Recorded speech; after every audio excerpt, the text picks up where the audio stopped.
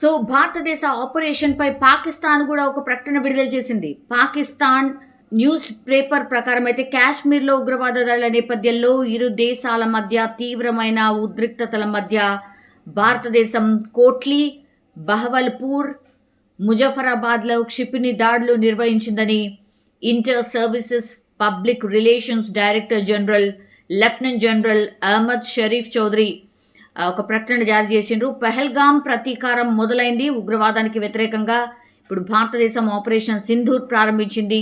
భారత వైమానిక దళం పాకిస్తాన్లోని 9 ప్రదేశాలపై దాడి చేసింది.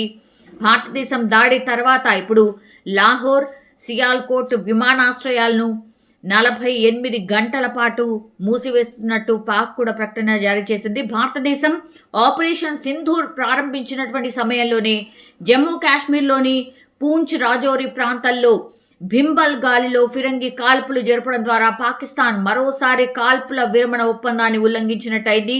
ఈ దుర్మార్గపు చర్యకు భారత సైన్యం తగిన సమాధానం ప్రస్తుతమైతే ఇస్తున్న పరిస్థితి కనిపిస్తోంది. ఇది as of now situation.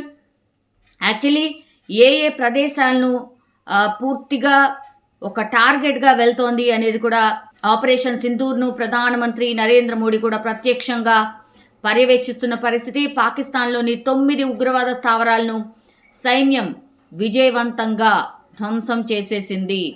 Bharat మెరుపుదాడుల నేపథ్యంలోని Pak సైన్యం సరిహద్దుల వెంబడి కాల్పులు జరుపుతోంది.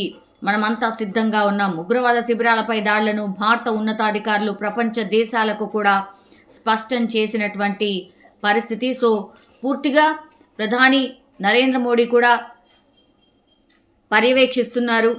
అన్నీ అంటే ఏం జరుగుతోంది ఏంటి అనేది కూడా పర్యవేక్షిస్తున్న పరిస్థితి కనిపిస్తోంది.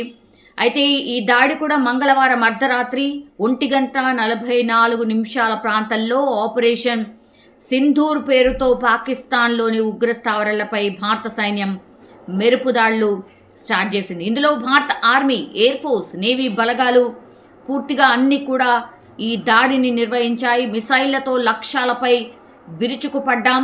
పాక్ ఆక్రమిత కాశ్మీర్తో పాటుగా పాకిస్తాన్లోని ఉగ్ర మౌలిక సదుపాయాలను పూర్తిగా ధ్వంసం చేసేశాం.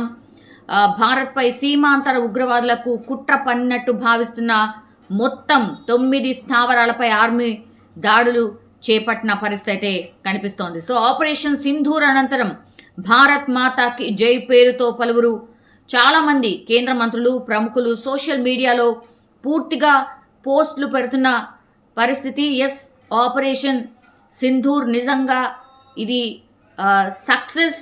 మనకు తెలుసు 26 మంది అమాయకులను ఎప్పుడైతే జమ్మూ కాశ్మీర్లో ఉగ్రవాదులు చంపారో అప్పటి నుంచి కూడా ప్రతీకారంతో రగిలిపోతోంది భారతదేశం. సో ఒక రకంగా న్యాయం జరిగింది అనుకోవచ్చు ఈ ఇన్సిడెంట్ తర్వాత. నిజంగా ప్రస్తుతం ఉన్నటువంటి సమాజం దేనికి ప్రయారిటీ ఇస్తుంది? ఆర్థిక సంబంధాల చుట్టూ మాత్రమే తిరుగుతుంది. మళ్ళీ ఎన్నికలంగానే చాలా విరక్తి కలుగుతాను. మంచి అనిపిస్తుంది కదా, లేడీస్ కూడా ఛాలెంజింగ్ జాబ్స్ చేసినప్పుడు చాలా బాగుంటది. ట్రాఫిక్ అసిస్టెంట్స్ గా నియమించిన ట్రాన్స్జెండర్స్ అందరితో సాల్యూట్ చేయించుకుంటున్నారు. ఫుడ్ డెలివరీ ఇవ్వటానికి వెళ్ళినటువంటి డెలివరీ బాయ్ అనిల్ పై కళ్ళ ముందు